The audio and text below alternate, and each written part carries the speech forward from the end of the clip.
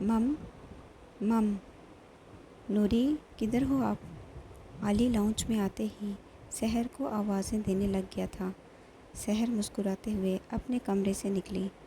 السلام علیکم نوری، علی سحر کے ساتھ لپٹتے ہوئے بولا۔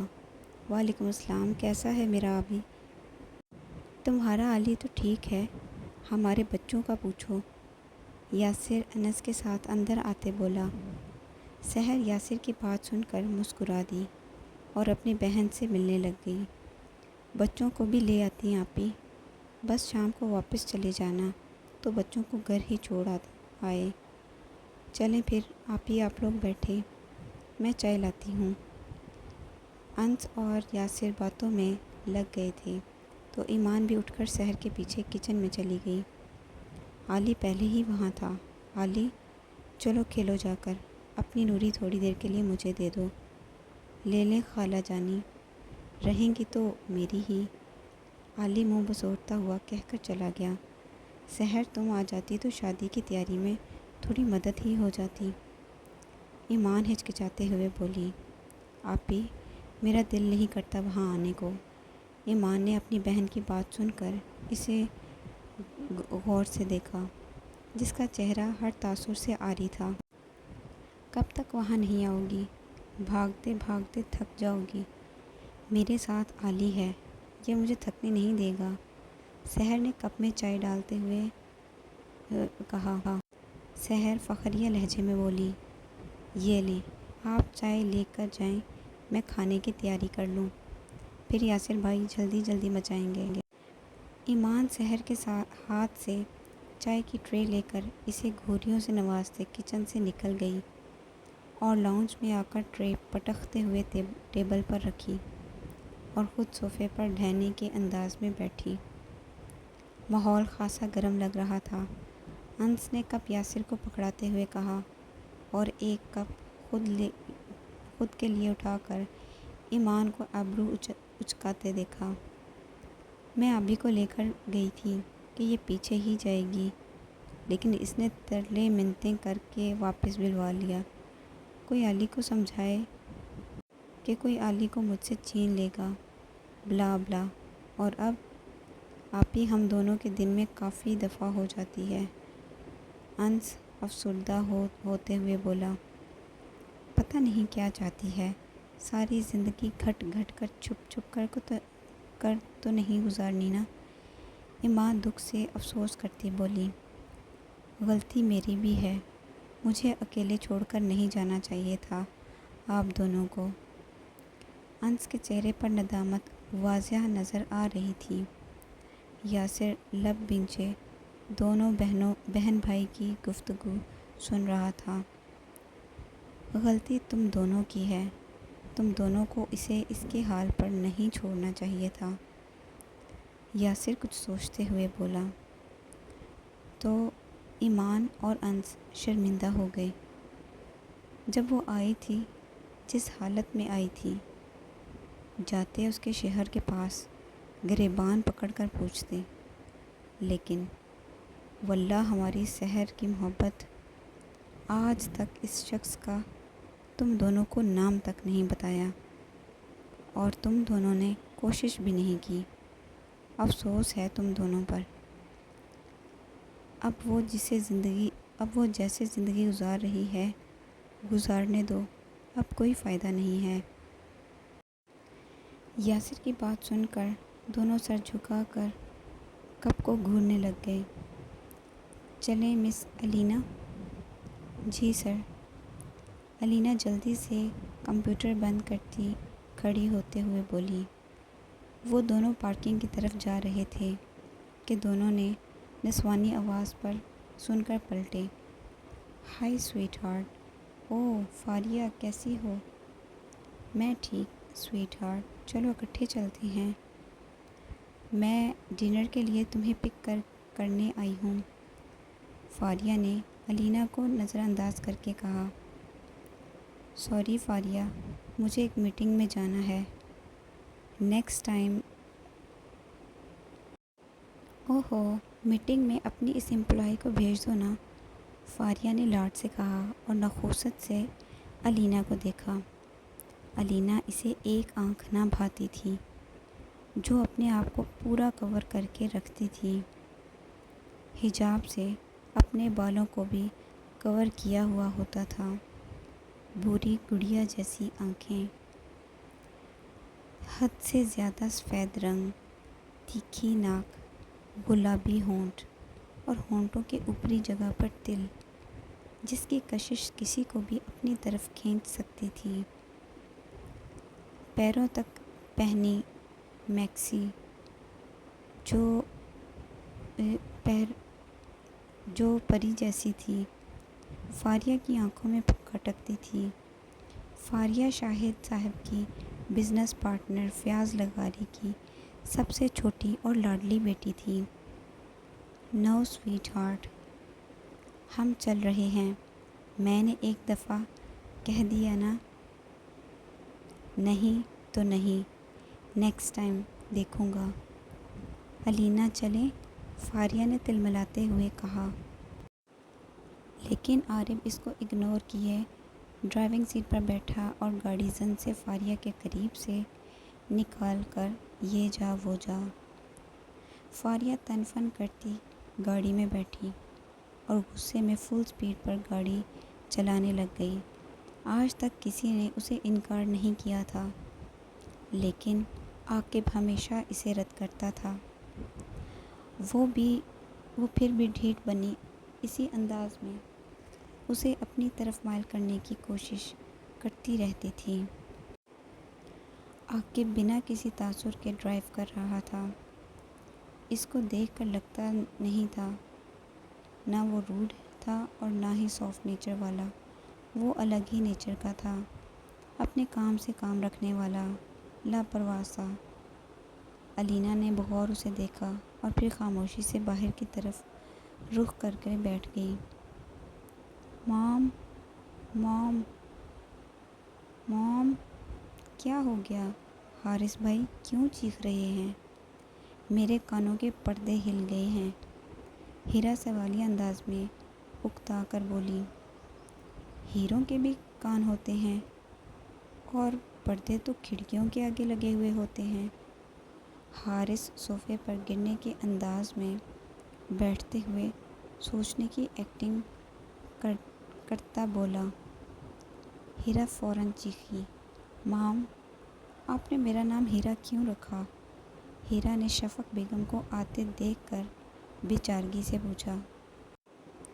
کیونکہ تم دنیا کی نایاب ترین انسان ہو، شفق بیگم کے جواب دینے کی بجائے سے پہلے حارث نے مذاق اڑاتے ہوئے کہا۔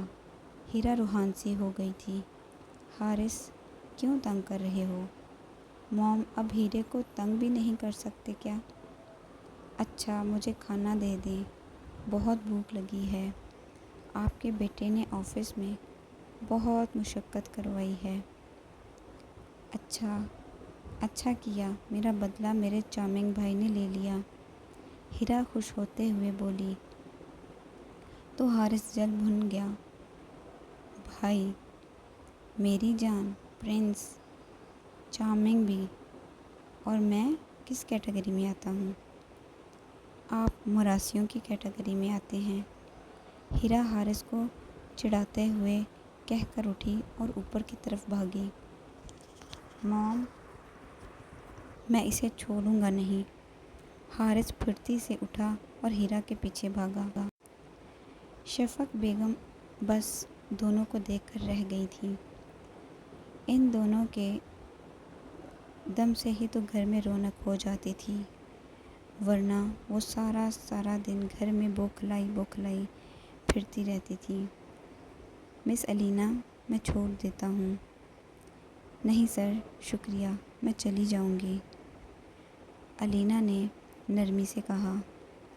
چلیں جیسے آپ کی مرضی، عاقب کہہ کر ہوٹل سے باہر نکل گیا تو الینا بھی ہوٹل سے باہر نکل کر سڑک کے سائڈ پر چلنے لگی۔ اسے چلنا بہت پسند تھا۔ وہ اکثر آفس سے واپسی پر واک کر کے اپنے فلیٹ تک آتی تھی۔ اب بھی وہ سر جھکائے اپنے دھیان میں چل رہی تھی، یہ جانے بغیر کہ کوئی اس کا تعاقب کر رہا ہے۔ فلیٹ کے سامنے پہنچ کر اس نے ایک لمبی سانس ہوا کے سپرد کی اور چابی نکال کر دروازہ کھولا۔ پورا فلیٹ اندھیرے میں ڈوبا ہوا تھا۔ اف، میں پھر بھول گئی، الینا سر پر ہاتھ مارتے ہوئے بولی۔ روز سوچتی ہوں لاؤنج کی لائٹ جلا کر جاؤں گی، لیکن پھر بھول جاتی ہوں، پھر جاتے جاتے سب سوئچ بند کر جاتی ہوں۔ الینا لائٹ جلاتے برابر بڑبڑا رہی تھی۔ ہائے، میں نے صبح سے کچھ کھایا بھی نہیں۔ ایک تو یہ سر اتنا کام کرواتے ہیں، اوپر سے آج تک تعریف نہیں کی، اور بے عزت اتنے پیار سے کرتے ہیں جیسے اگلا بندہ سمجھ ہی نہ پائے۔ بے عزتی کر رہے ہیں یا سمجھا رہے ہیں؟ اب بندہ پوچھے، بلایا تھا تو جانے کے لیے بھی کہہ دیتے۔ میں کہہ دینے میں کیا جاتا تھا، لیکن یہ اس جناب عالی کی شان کے خلاف تھا۔ اب الینا کی دہائیاں عروج پر تھیں۔ وہ اپنے آپ کو اور دیواروں کو سنا کر دل کی بھڑاس نکال رہی تھی۔ سارا دن چپ چاپ رہنے والی لڑکی صرف اپنے آپ سے باتیں کرتی تھی، اور تو اور دوبارہ کہا ہی نہیں کہ میں چھوڑ دیتا ہوں، بس لے کر جانا ہوتا ہے شو مارنے کے لیے، جیسے میں جانتی ہی نہیں۔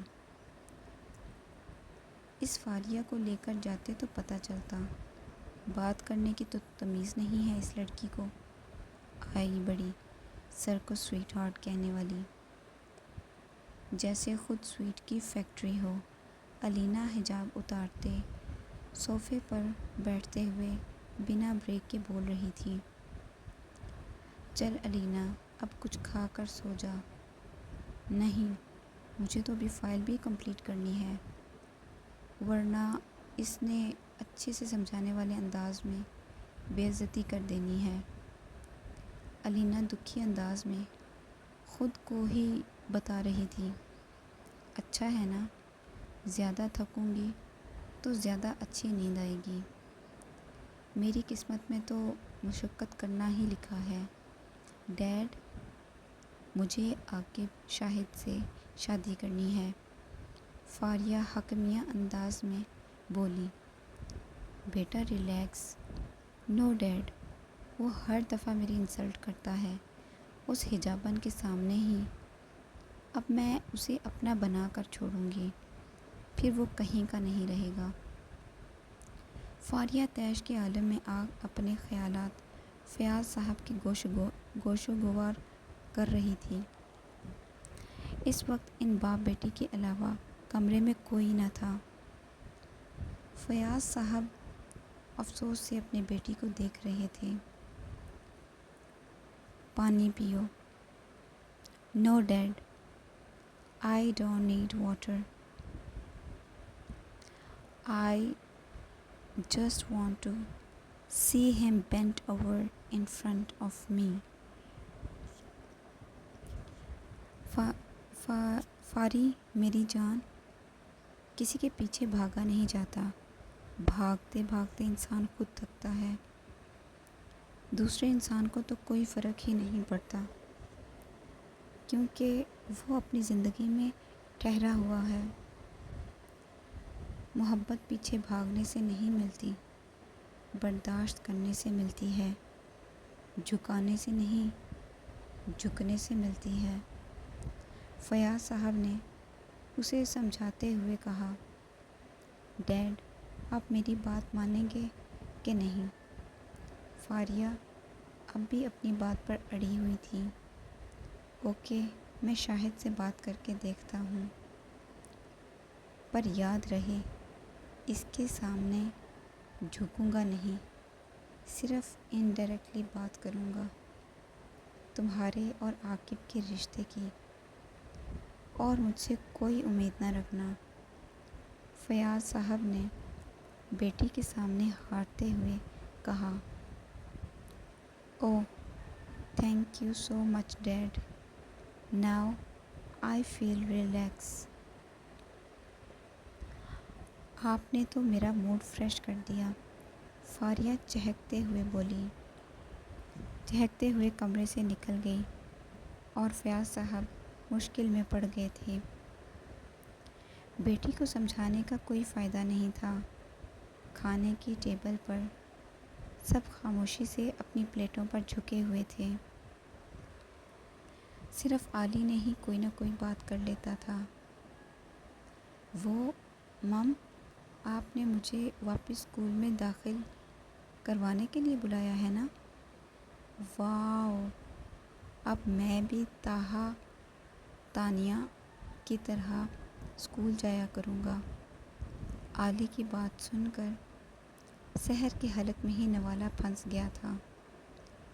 وہ اپنے بیٹے کے چہرے کی خوشی نہیں چھیننا چاہتی تھی، لیکن اسے سمجھ نہیں آیا کہ کیا جواب دے۔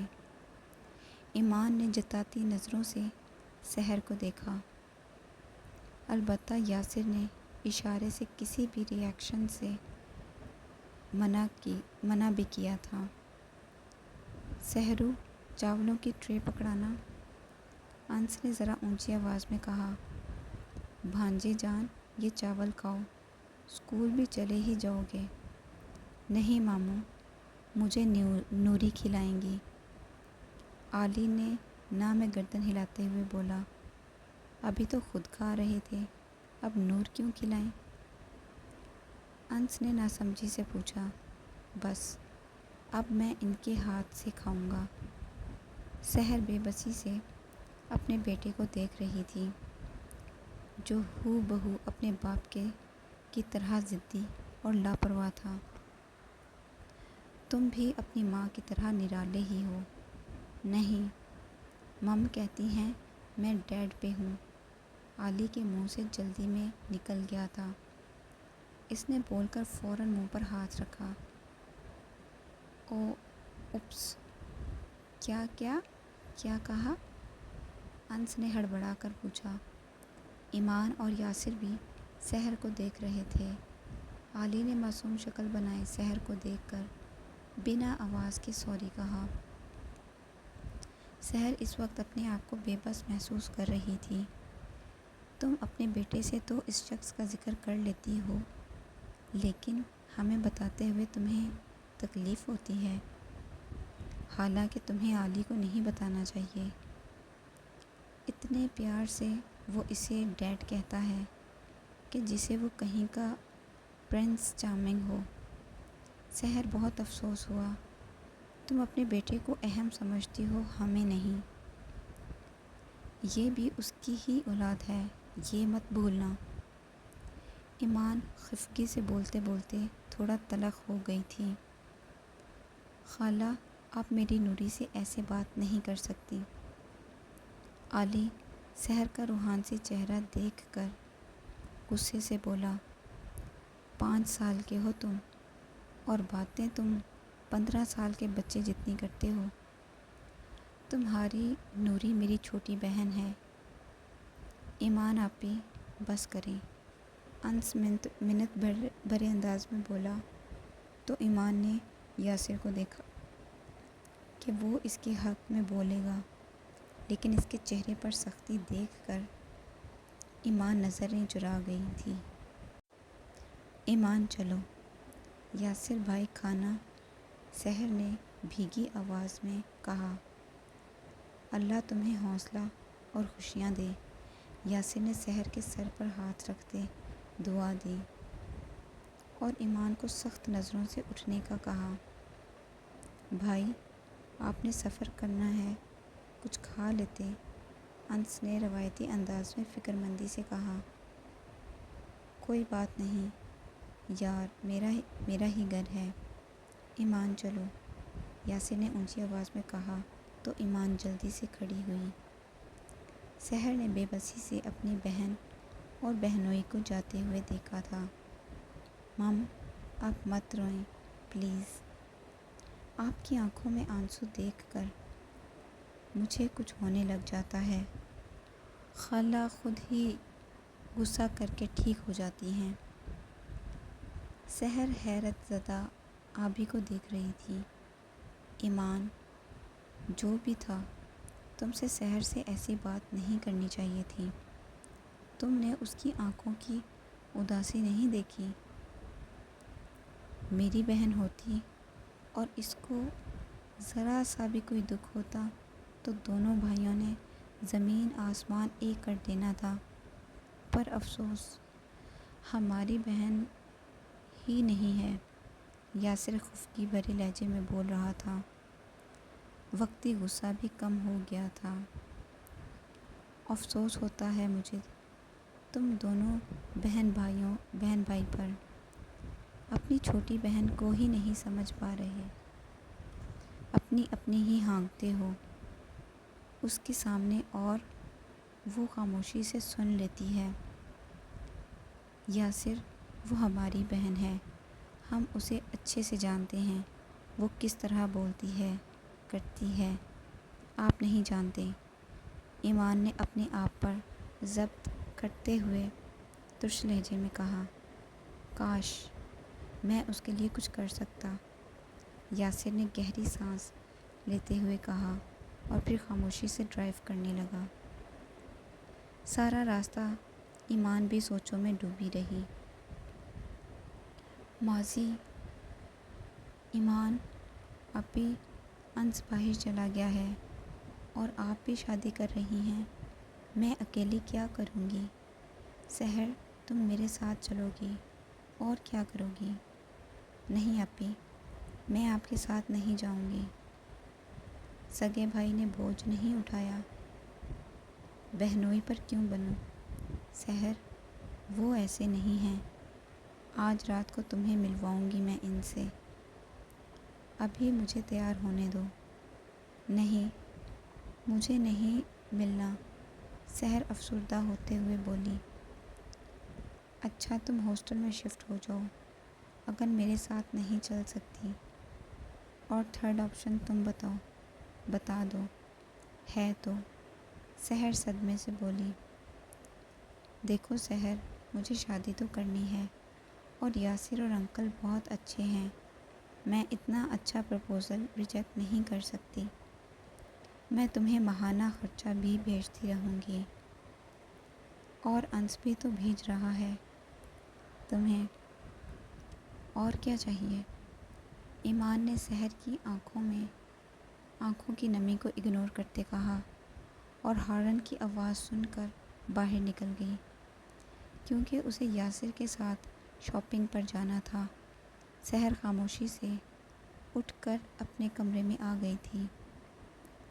رات کو تھکی ہاری جب وہ واپس آئی اور سحر کو آواز دینے لگی، سحر، سحر، سحرو، آپ بیٹھیں یاسر میں اسے بلاتی ہوں، اپنے روم میں ہوگی۔ یار اتنی جلدی سو گئی؟ یاسر کو کہہ کر سحر کے کمرے میں داخل ہوتے ایمان بولی، لیکن سحر وہاں بھی نہیں تھی۔ ایمان نے پورا فلیٹ دیکھا جو کہ صرف 3 کمروں پر مشتمل تھا، لیکن سحر کہیں بھی نہیں تھی۔ وہ تھک کر لاؤنج میں آ کر صوفے پر ڈھہ سی گئی۔ پتہ نہیں کہاں گئی ہے، ایمان فون کر لو، کسی فرینڈ کی طرف نہ ہو۔ جی یاسر، ایمان نے سحر کو فون کرنے کے لیے بیگ سے موبائل نکالا اور دیکھا تو سحر کا میسج آیا ہوا تھا۔ لو، میڈم نے میسج کر دیا ہے۔ کہاں گئی ہیں؟ ایمان نے میسج اوپن کرتے یاسر کو بتایا۔ آپی، میری سائڈ ٹیبل پر ایک لیٹر پڑا ہے، وہ پڑھ لینا۔ ایمان میسج پڑھ کر اندر کو بھاگی۔ میسج اس کی توقع کے برعکس تھا۔ آپی، میں ہاسٹل میں جا رہی ہوں، جب آپ کو میری پرواہ نہیں تو آپ کے ہسبینڈ کو کیسے ہوگی؟ میں اپنا بوجھ خود اٹھا لوں گی، اور انس بھی ہیں۔ آپ کو نئی زندگی مبارک ہو، اور ہونے والی شادی بھی، اللہ آپ دونوں کو خوش رکھے۔ بس اپنی شادی کے بعد میں آپ پر بوجھ نہیں بن سکتی۔ شادی سے پہلے آپ میری بہن تھیں، لیکن شادی کے بعد آپ کسی کی بیوی بن جائیں گی۔ اور رہی انس کی بات، تو وہ مجھے پیسے بھیجتا ہے اور میں اسے روکوں گی نہیں، بس آپ لوگوں سے ملوں گی نہیں۔ ماما پاپا کی ڈیتھ کے بعد سب رشتہ داروں نے ہمیں اکیلا چھوڑ دیا تھا کیونکہ ہم بوجھ تھے۔ اب میں اس قابل ہوں کہ اپنا بوجھ خود اٹھا سکوں۔ آپ سب کو تنگ نہیں کروں گی۔ مجھے اکیلا رہنا پسند ہے اور یہ بات آپ اچھے سے جانتی ہیں۔ اسی لیے آپ آرام سے اپنی زندگی میں خوش رہیں۔ زندگی میں کبھی آپ کو میری یاد ستائی تو مجھے اپنے سامنے پائیں گی۔ انس کو بھی میں نے بتا دیا ہے اور اسے کوئی اعتراض بھی نہیں ہے۔ آپ بھی میرے لیے جو تھوڑا بہت پریشان ہوتی ہیں وہ چھوڑ دیں اور یاسر بھائی کے ساتھ نئی زندگی شروع کریں۔ انہیں بتا دینا آپ کی بہن آپ لوگوں پر بوجھ نہیں بننا چاہتی تھی، اس لیے آپ لوگوں کی شادی سے پہلے ہی چلی گئی۔ میں اپنا مذاق نہیں بنانا چاہتی تھی۔ آپ کی شادی کے بعد مجھے کسی سے کوئی شکایت نہیں ہے۔ میرے نصیب میں ٹھوکریں کھانا لکھی ہیں۔ دعا کیجیے گا میں ہمیشہ ثابت قدم رکھوں۔ رب نے چاہا تو ضرور ملیں گے۔ تب تک کے لیے فی امان اللہ، آپ کی سحرو۔